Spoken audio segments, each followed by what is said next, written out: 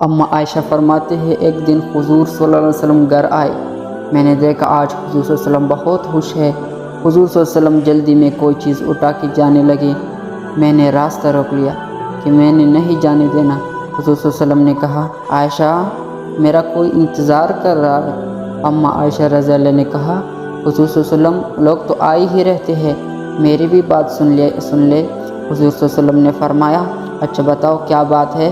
तो अम्मा आयशा रज़ी अल्लाह ने बताया कि मुझे मेरे वालिद ने कहा था, जिस दिन हुजूर सल्लल्लाहु अलैहि वसल्लम को खुश देखूँ तो मेरे और अपनी बख्शिश की दुआ करवाना। हुजूर सल्लल्लाहु अलैहि वसल्लम ने हाथ उठाए, ए अल्लाह आयशा और अबू बकर को इज़्ज़त वाली ज़िंदगी अता फरमा। ए अल्लाह इनका हिसाब क़यामत में आसान फरमाना। फिर कहा, ए अल्लाह इन्हें बग़ैर हिसाब ही जन्नत अता फरमा। हुजूर सल्लल्लाहु अलैहि वसल्लम दुआ मांग चुकी तो पूछा, आयशा खुश हो गई? खुश हो गई हो जी? हुजूर सल्लल्लाहु अलैहि वसल्लम हो गई हूँ। हुजूर सल्लल्लाहु अलैहि वसल्लम उठ के जाने लगी तो वापस लौट आए और कहा, आयशा मेरी दुआ सुन के रो रही हो? मुझे कसम है अल्लाह की ज़ात ही कि मैं अपने हर उम्मती के लिए यही दुआ दिन में 2 मरतबा मांगता हूँ। सुभान अल्लाह।